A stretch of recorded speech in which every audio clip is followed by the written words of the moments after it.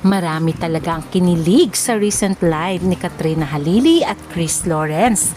At kita naman dito na habang sila ay kumakain, nadala ni Chris Lawrence ay ang sweet-sweet nilang pagmasdan habang sila ay kumakain. At talaga naman, ramdam mo na nandun talaga ang concern at pagmamahal pa rin nila sa isa't isa. At talaga naman mapapansin mo talagang pinagsisilbihan ni Chris Lawrence si Katrina Halili habang ito ay kumakain. Kaya marami talagang kinikilig sa dalawang ito na hindi natin alam kung sila ay nagkabalikan na o hindi pa. Pero during their live ay marami tayong nalaman.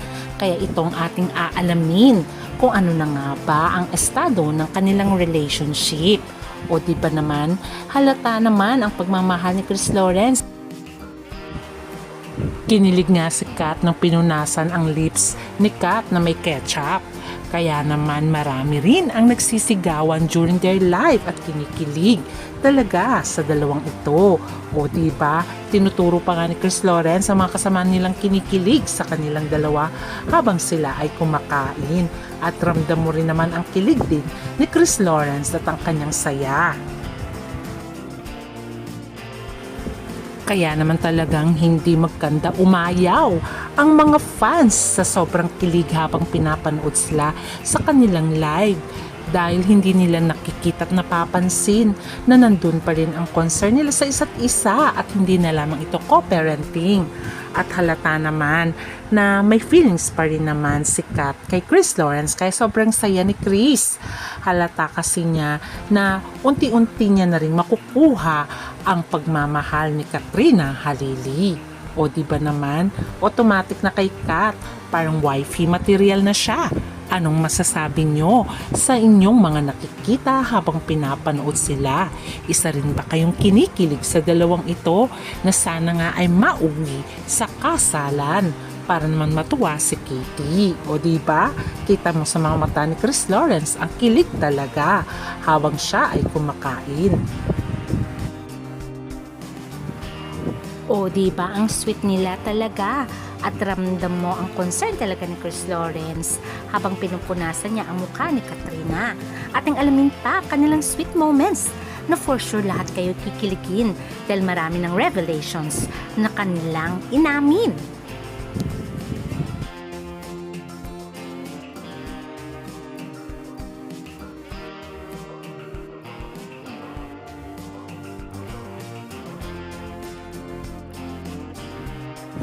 During their life ay maraming sweet moments ang dalawang ito at mapapansin mo ng automatic na nilalagay ni Kat ang kanyang kamay sa braso ni Chris Lawrence. Kita nyo ba?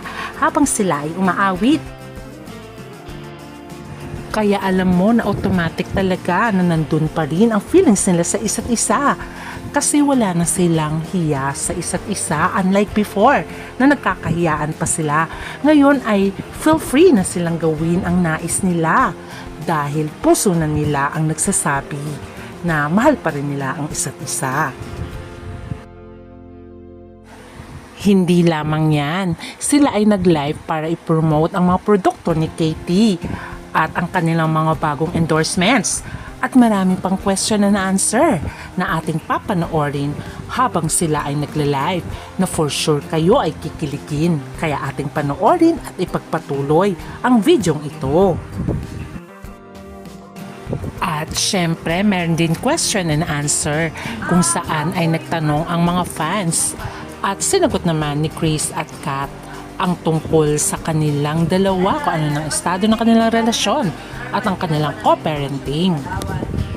Wala, kung ano yung mga pwedeng gawin, balik na, pwede okay, magluto ka. Last question. Iba-iba lang kami ng location, pero halos parang pareho yung Last question. Gano'ng karaming beses ginagawa yung bonding? Di ba co-parent? Iba kasi di ba kapag magkasama kayo, anytime, pero kayo, meron ba kayo wala weekly dapat ganito? Ngayon kasi halos, yes.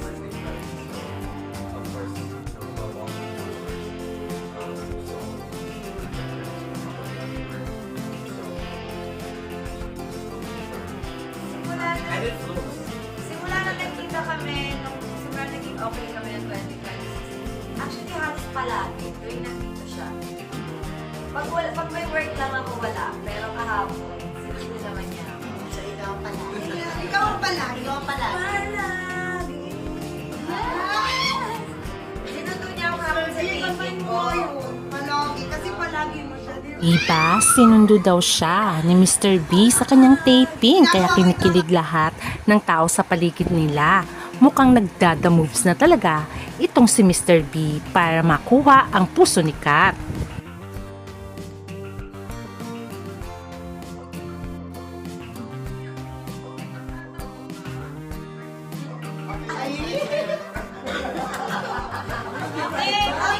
Kung hindi nyo guys narinig, ang sabi niya is, kung sakali daw bang maniligaw, si Mr. B may pag-asa daw ba? Kung hindi nyo narinig, yun po yung question ng ating fan caller. Ano ba? May pag-asa? Habang may buhay, may pag-asa.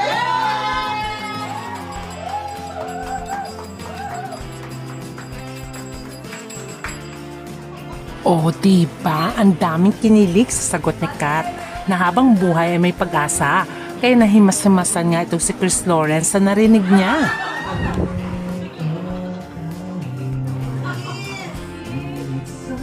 Magtitinginan. Look at each other.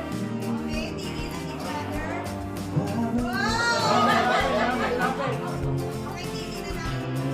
Parang nagpapalitan natin. Tinginan na parang...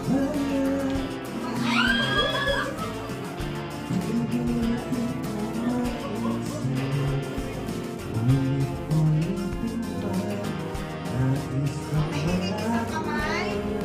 Ang direktor. Okay, titingin sa salita palagi. Titingin sa mata. Palagi. Titingin sa noo. Titingin sa mata. Okay, titingin sa kamay.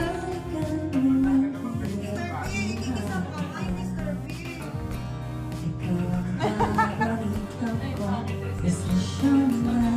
Okay, kakanta ng Lolo Bastian. Kakanta ng Lolo Bastian.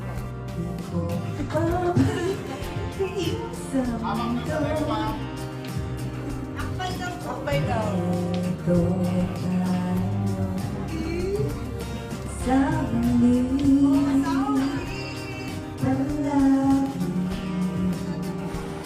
O, diba? Ang sweet nila habang sila ay nagjujuwet at ang kanilang mga kamay.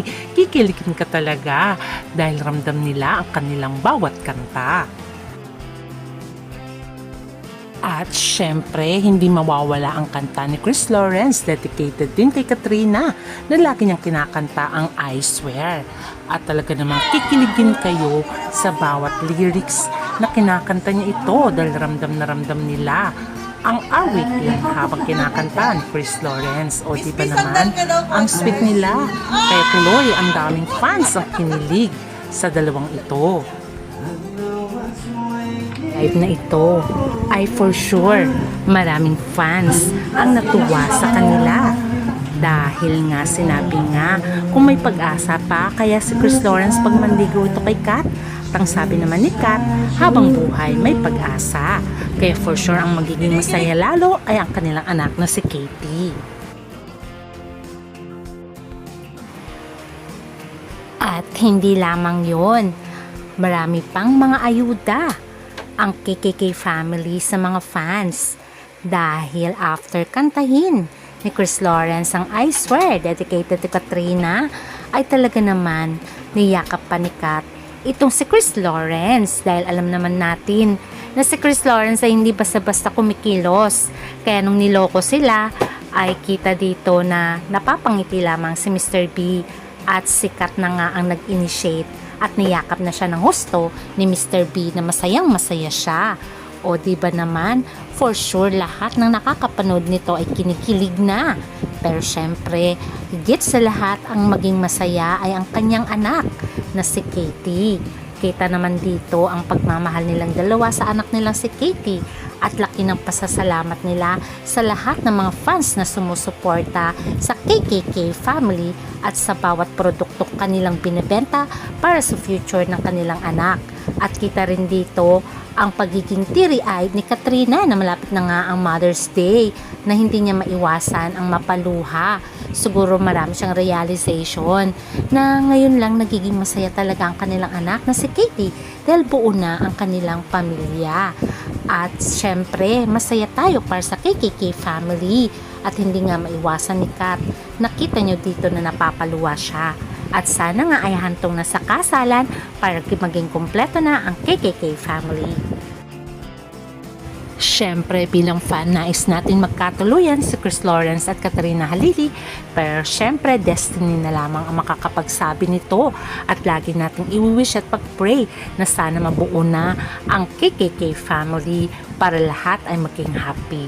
Kaya abangan natin. Hanggang sa muli, please don't forget to like, share, subscribe. Bye!